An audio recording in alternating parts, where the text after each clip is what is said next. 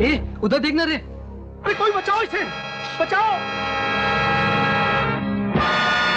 अरे अरे कोई इसे नीचे उतारो वरना ये गिरकर मर जाएगा।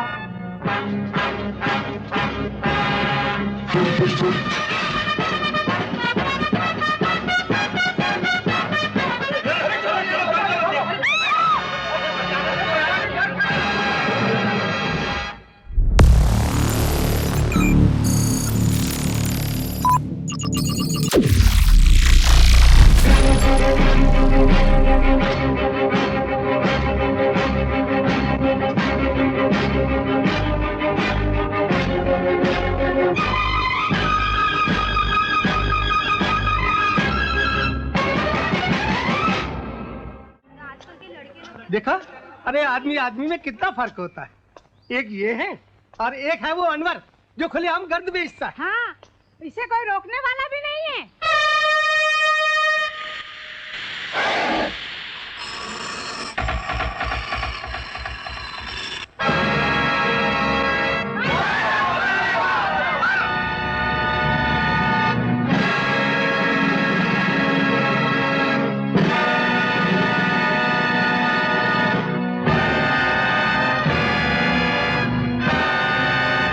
देखो साहब, आप फोकट में भाषण मत देना।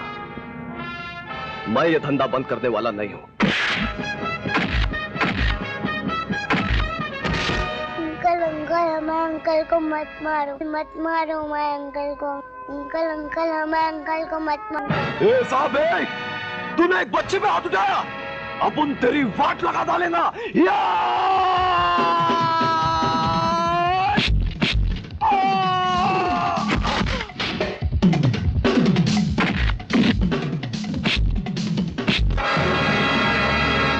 उस बच्चे को मारा तो बहुत तकलीफ होगी, जबकि वो एक थप्पड़ खाने से मर नहीं जाएगा, और ना ही वो तुम्हारा अपना बेटा है। फिर भी तुम्हारा कलेजा पड़ गया।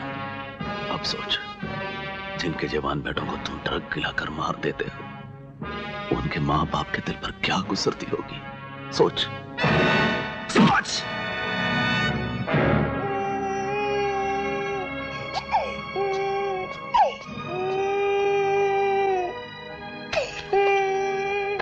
I'm sorry.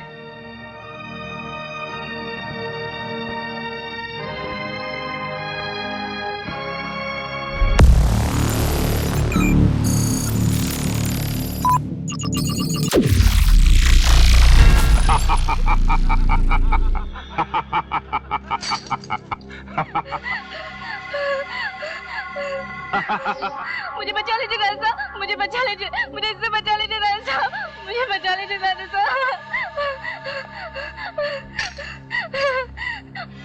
आपकी बहुत बहुत मेहरबानी राजा साहब, जो आपने अजगर से मेरी जान बचाई।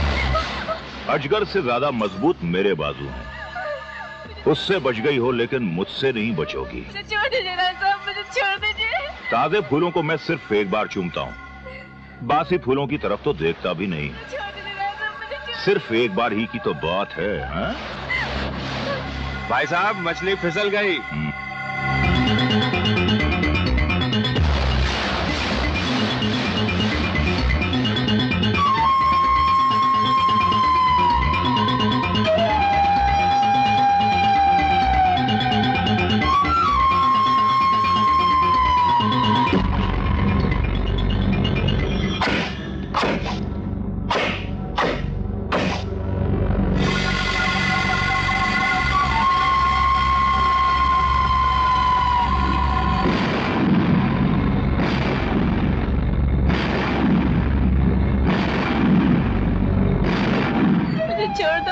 मुझे जाने दो।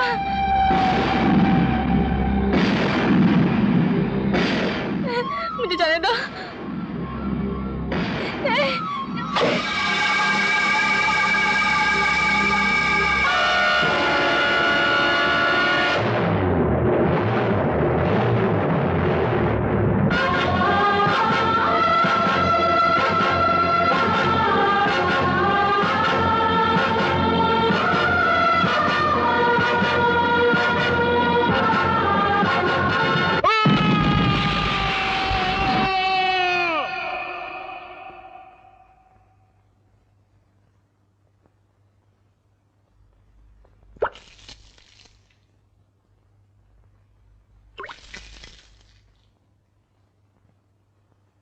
बबन को अपनी पत्नी सुखिया के कत्ल के इल्जाम में यह अदालत दफा 302 के तहत सजाए मौत देती है।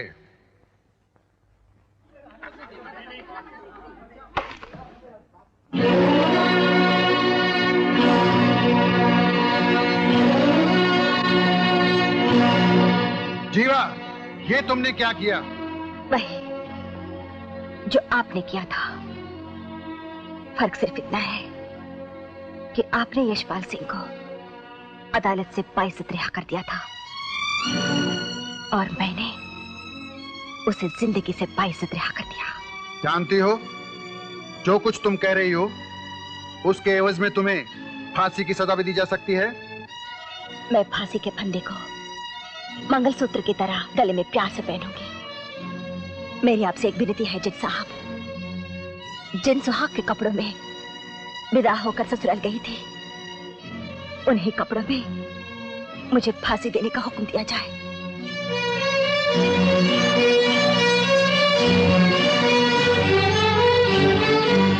कानून की देवी,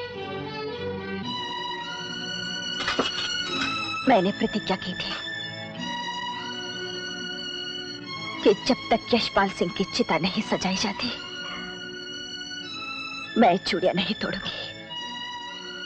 मेरी प्रतिज्ञा पूरी हो गई। ले ले मेरी चूड़ियां, ले ले मेरा सिंगार, ले ले।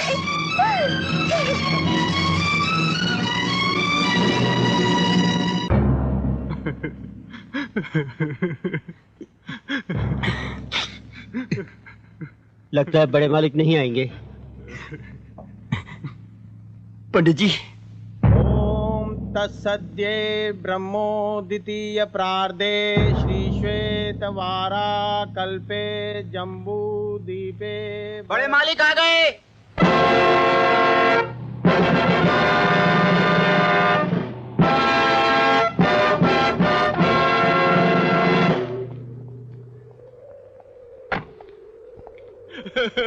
भाई साहब।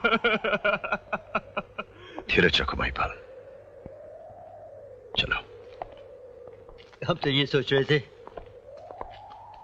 पता नहीं आप वक्त पे आ भी पाएंगे कि नहीं। भाई यशपाल सिर्फ मेरे बड़े भाई ही नहीं, बल्कि मेरे पिता समान थे। मैं कैसे नहीं आता।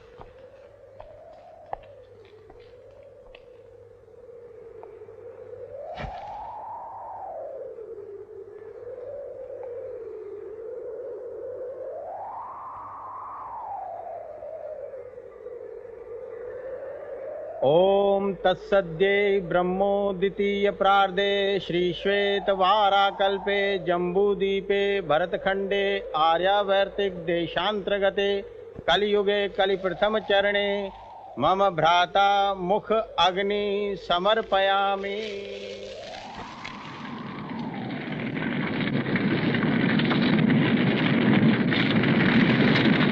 हमारे भाई की जिसने हत्या की है, उसे एक बार जरूर देखना चाहूंगा।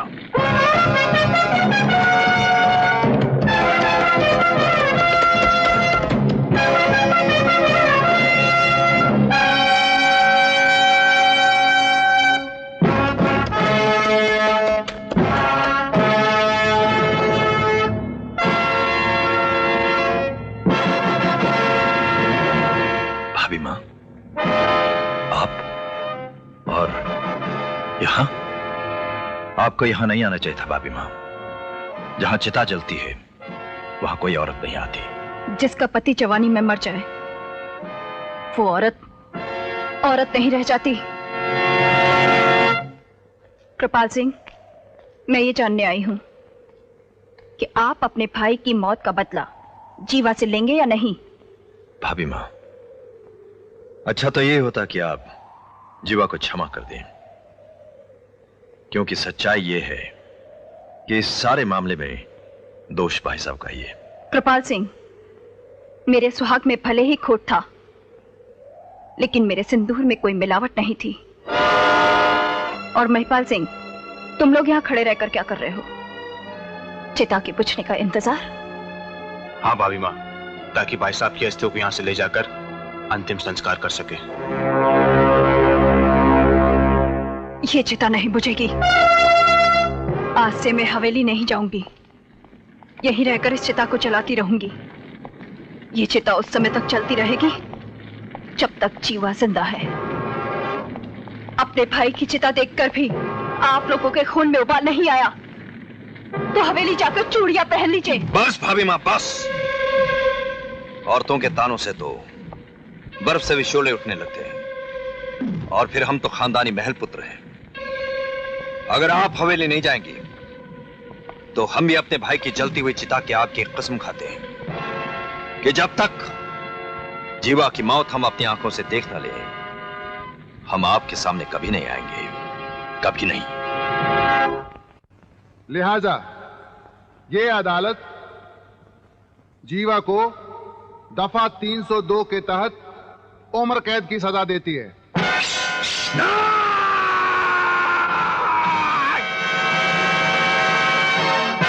सजा मौत होनी चाहिए इसे। छोड़ दो मुझे, छोड़ दो।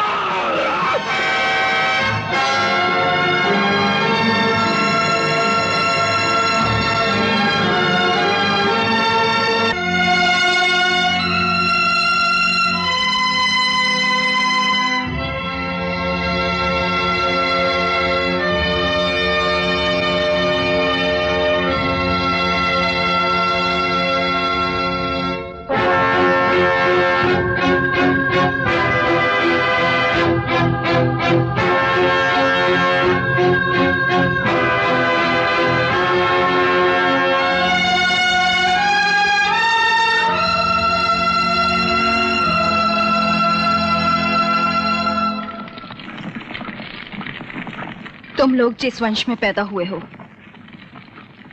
उस वंश के लोग मौत से आंखें मिलाकर बात करते हैं।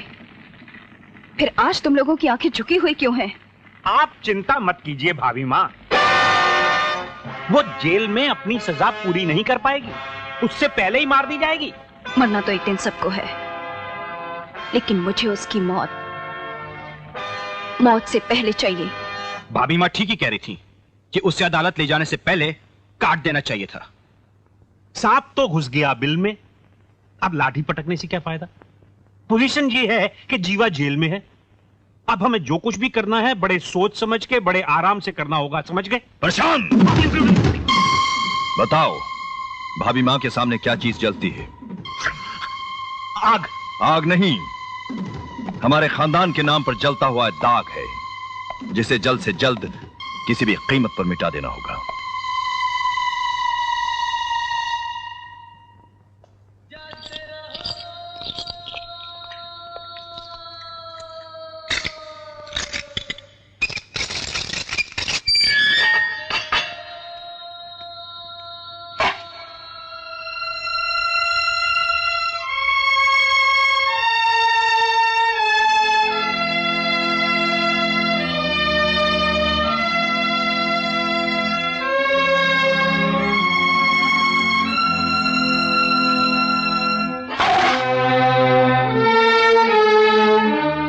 खाना मट्टी पर क्यों रख दिया?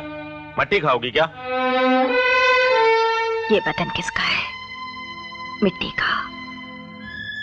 मिट्टी अगर जरा सी मिट्टी खा भी ले तो क्या फर्क पड़ता है? तुम्हें जो कुछ भी खाना है वो थाली में रखकर खा सकती हो।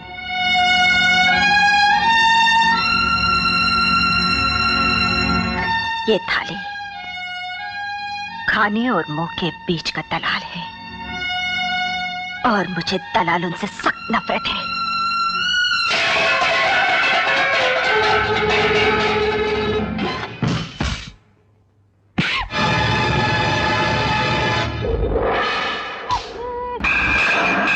तेरी वजह से मेरी बहन मुझसे मिल नहीं सकी।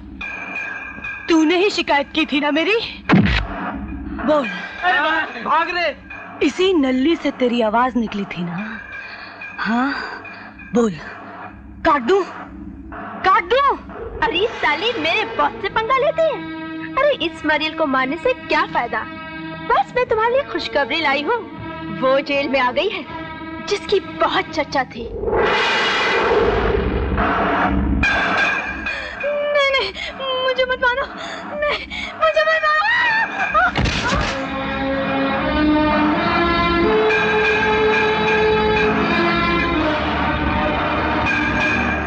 ये तो जुल्म है। ये है कौन? समझते क्या है अपने आप को? हाँ,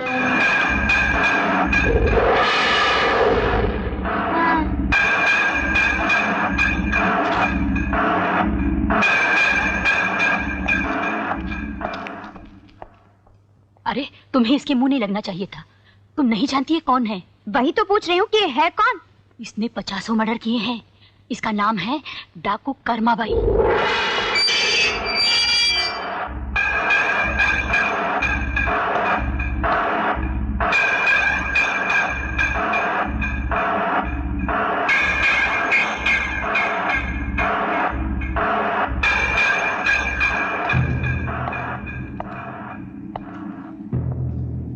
क्या नाम है तेरा?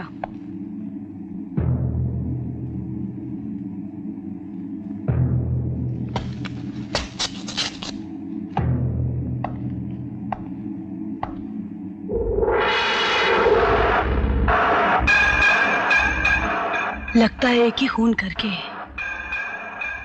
तेरा दिमाग खराब हो गया।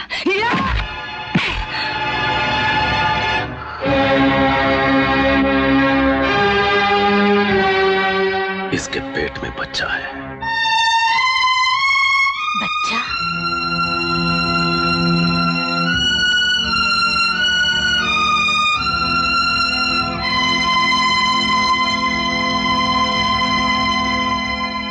डॉक्टर शर्मा, तुम्हें जीवा को खत्म करना है। अगर आप बुरा ना माने तो एक बात पूछूं? पूछो। आपने एक डॉक्टर को जल्लाद बनाने के बारे में कैसे सोच लिया? इसलिए कि दुनिया में हजाम और डॉक्टर ही ऐसे होते हैं जिनके हाथों में उस्तरा होने के बावजूद भी हंसकर लोग उनके सामने गर्दन झुका देते हैं। मुझे सोचने के लिए कुछ वक्त दीजिए।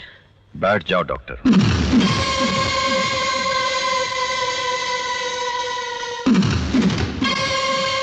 वक्त नहीं, हम तुम्हें रुपया देंगे।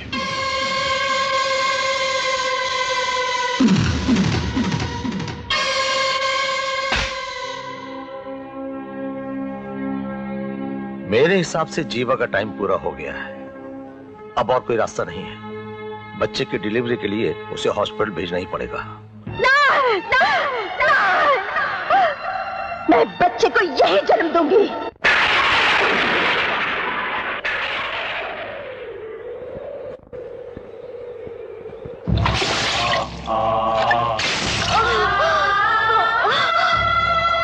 जल्दी चलना। हाँ चल।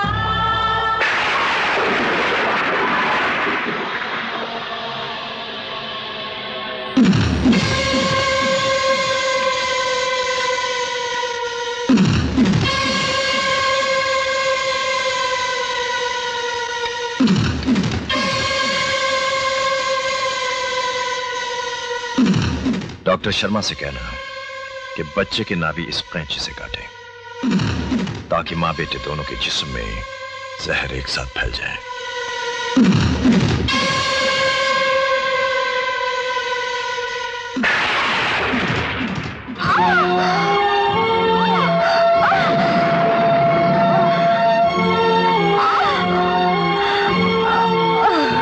हे भगवान, जीवा पे दया करना।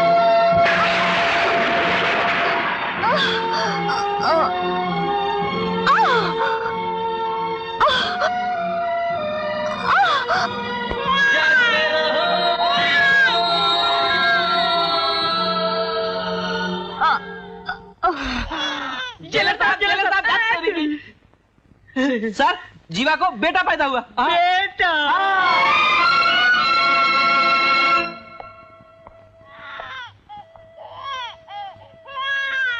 रोते नहीं बेटे, रोते नहीं। बड़ा अच्छा बेटा है, बड़ा अच्छा बेटा है। हाँ, रोना नहीं। शाबाश शाबाश बेटे,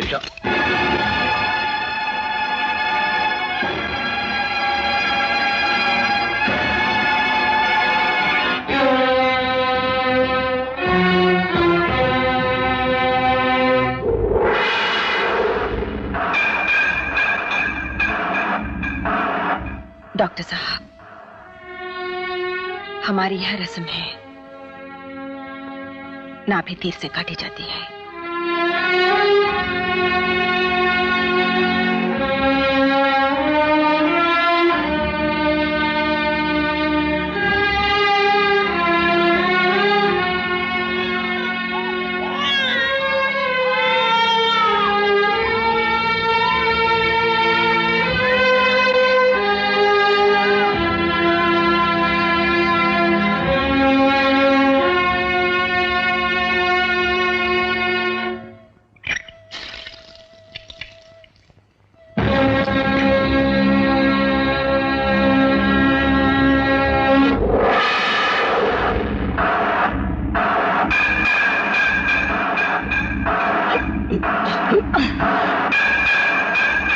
बोल, इसमें जहर है कि नहीं?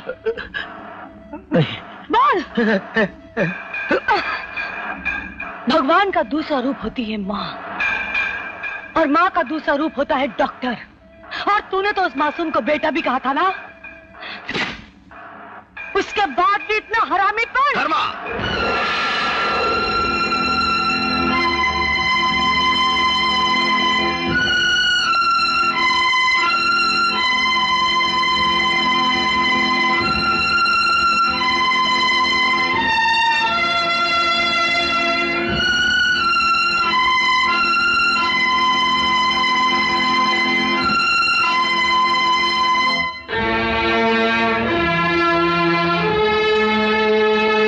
तुमने अपना कर्म कर दिया, अब मुझे अपनी ड्यूटी पूरी करनी है।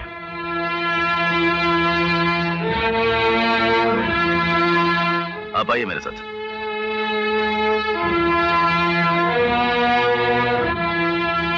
कौन है ये? यही है वो सेंट्रल जेल का जेलर, कपिल देव सिंह।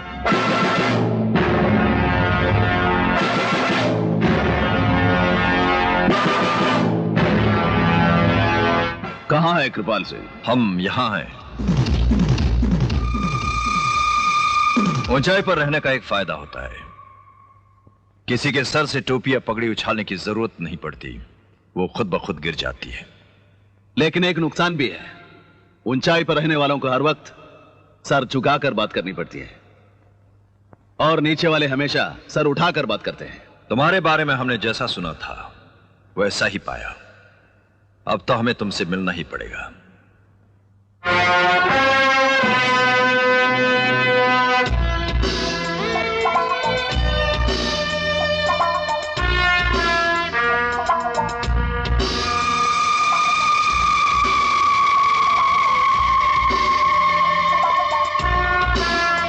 कैसा लगा तुमको हमारा ये महल?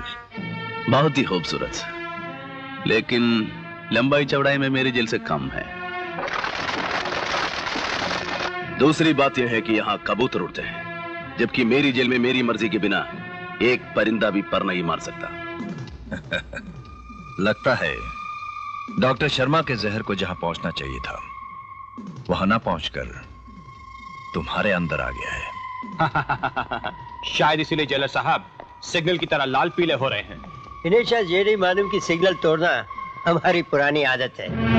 और मेरी आदत है तुम जैसे गुंडों से जेल में झाड़ू लगवाने की। अच्छा यही होगा कि तुम लोग हमेशा के लिए इंतकाम की बात भूल जाओ। देखो जेलर, अगर सभी लोग इंतकाम लेना भूल जाएं, तो दुनिया की तमाम जेलें वीरान हो जाएंगी। और मेरी समझ में नहीं आता कि तुम घर के कैसे मालिक हो जो ये चाहते हो कि तुम्हारा घर वीरान हो जाए। और तुम कैसे इंसान हो जिससे बच्चे पर भी दया नहीं आती। मोहब्बत हुस्न नहीं देखता और इंतकाम उम्र नहीं देखता। कृपाल सिंह, फर्ज अमीर और गरीब नहीं देखता। मेरी ड्यूटी है कि मैं जीवा और उसके बच्चे की रक्षा करूं।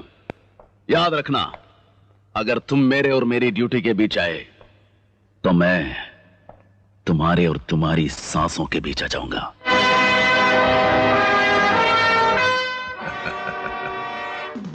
बदन पे खाकी वर्दी और कंधे पर जन सितारे लग जाने के बाद अच्छा खासा आदमी दिन में ख्वाब देखने लगता है। मगर उसे नहीं मालूम कि ऊंचाई से पानी की धार भी गिरे तो पत्थर में सुराख हो जाता है।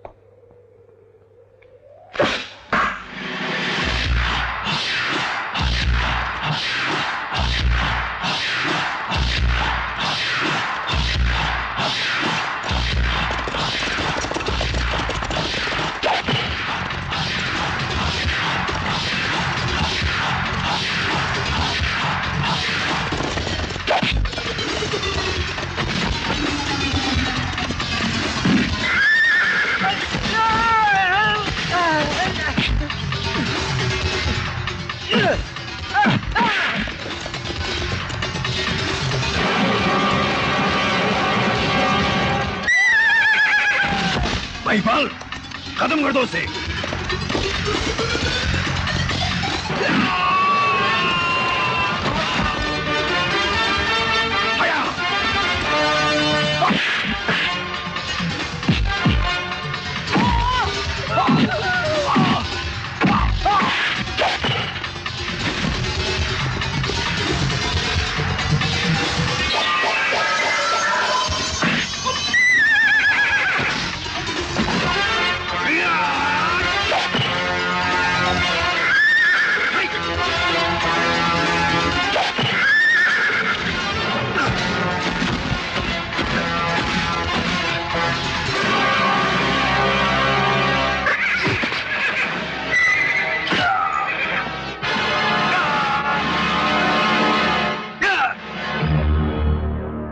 सेंट्रल जेल के जेलर कपिल देव सिंह पर कातिलाना हमला करने के जुर्म में यह अदालत कृपाल सिंह को दफा 307 के तहत 7 साल कैद बामुशक्कत की सजा का हुक्म देती है।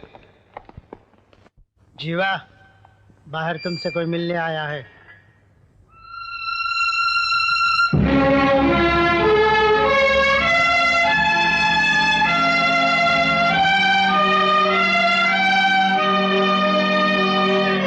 मैं ठाकुर यशपाल सिंह की विधवा हूँ। पाए लागो बड़ी मालकिन। जीती रहो और मरो भी तो मेरी दी हुई मौत से मरो। मैं तो उसी दिन मर गई थी बड़ी मालकिन, जिस दिन मेरा सुहाग मिट गया था। नागिन काटने के बाद फन झुका लेती है, फिर भी उसे छोड़ा नहीं जाता। कृपाल सिंह के बारे में सुनकर तुम बहुत खुश होगी।